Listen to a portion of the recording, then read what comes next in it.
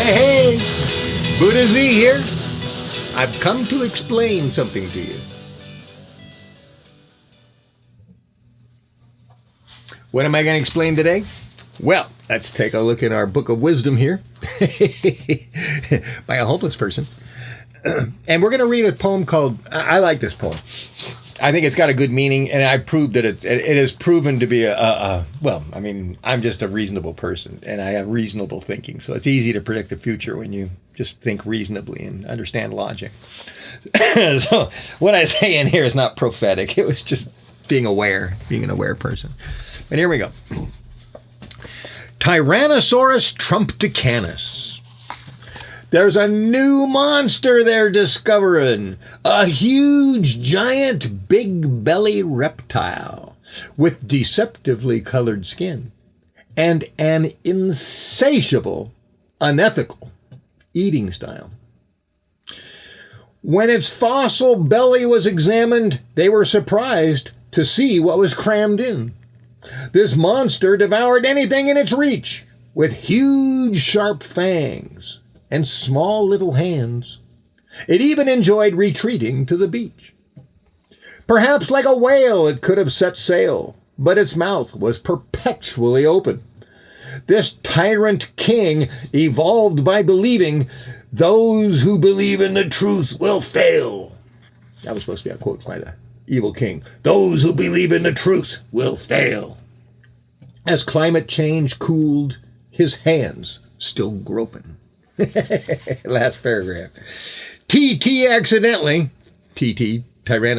Trumpticanus, accidentally, or excitedly, stepped upon the Paul Ryan rodent, speaking below, but Trumpticus was never listening, not even slightly, as he tweeted invitations to who he wants to eat with his little claws on slightly larger feet.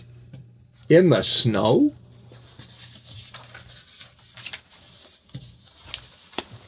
Nope. Trumpticus wasn't a Darwinian kill. Can I say that sentence better? Nope. Trumpticus wasn't a Darwinian kill. Somehow his gold scales were weathering that political polar ice age chill. He was enjoying being the first Titanic captain, eating his supporters and adoring fans trapped in the promises of being in his living will. Eventually, he was killed by insatiability.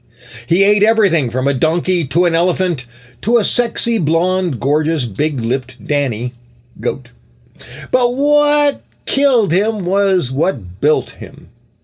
Another reptile named Mitch McConnell.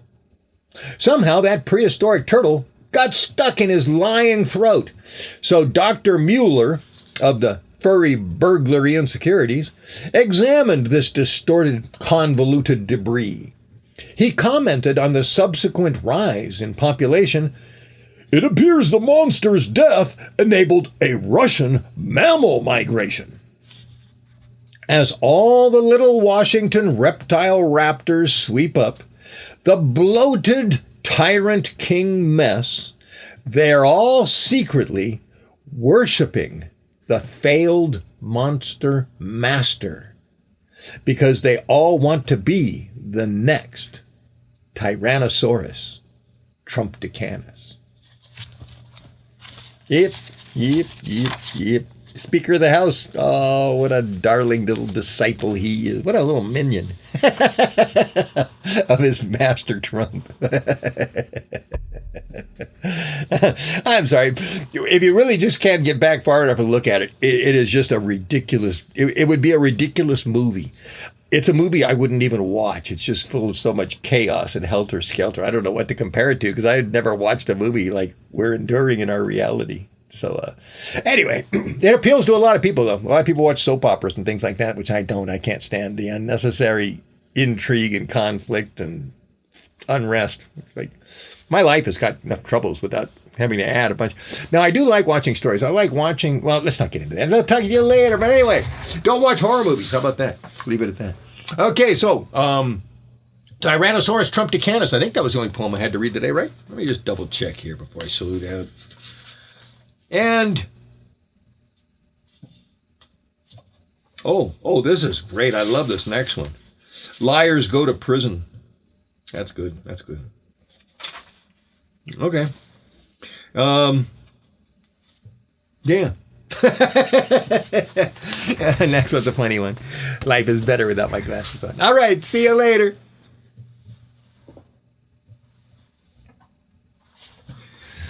Which brings up the thing about this. I actually got these a couple years ago, and I couldn't. Anyway, they ended up being reduced to bathroom glasses. So I have something to use when I shave. And it was just today, as I started the first podcast on this series, that I realized, hey, white rims. I decided I'm going to wear white for this podcast to kind of separate myself from the other ones. So I'm kind of happy about this. I think the look is. Just stumbled on it today, But this is the way it's going to be. I like this. The white glasses and the white Kung Fu uniform. All right, see you later. Assassination of a Tyrant by Richard Del Conner. Assassination of a Tyrant. The police have got you in their grip, with eyes upon you, hoping you'll trip, not to fall in need. They want you to lose and concede. Legal pressures will undo you and remove your treasures. All those things you did for your fellow countrymen now cannot be hid. Soon you'll be a felon. The tyrant will use his forces to ensnare, imprison, and disgrace you. Your friends seek similar courses to save their lives and avoid going through the same judicial destruction which was your own proud construction. Your friends and allies buzz noisily on Capitol Hill. There's no escape unless he dies. In self-defense, you must kill. Your family will suffer, your future undone. Surviving this won't make you tougher. When you've been banished and your enemy won, the tyrant wants for the land what the government cannot pay. The villagers don't understand that what looks good is going the wrong way. The promises that the tyrant makes are disrupting the government's designs and means. The tyrants make promises, but too much it takes without profiting the industrial or war machines. So criminals see the law is bad. It was better before the corruption we had. That oiled the gears and prevented fears because big business is our big dad. But the tyrant is too short-sighted to see the strings that pull the world. False promises to the poor just gets them excited like a war with flags unfurled.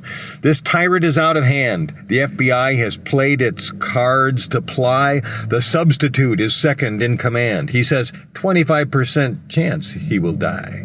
Now the CIA sends G.W. Bush to Dallas. The tyrant will be there tomorrow. Where George Bush spends that assassination day, he won't tell us, as the mafia's guns they borrow. And all the others of the clandestine USA take positions on the grassy knoll by the street. The government's police load rifles in the window on the way where the tyrant's enemies have chose to compete. Who does the government compete with?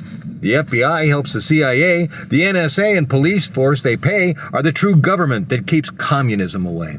The American government is the finest of all, with the best conspirators to spoil. Any leaks of what's government confidential, with fingerprints dirty with crude oil. America rises up. America wins again. We overthrew the British, now killed this Catholic sin. Don't forget his brother, another tyranny of words. He must also be assassinated by the eagle, killing evil birds. So now America is free to be a secret society oligarchy, where the citizens don't know who's in control. The common man forgets eventually and believes what Fox News told. Until it doesn't matter, people just want money and food, without caring or knowing to what extent they are responsible for the assassination of a tyrant.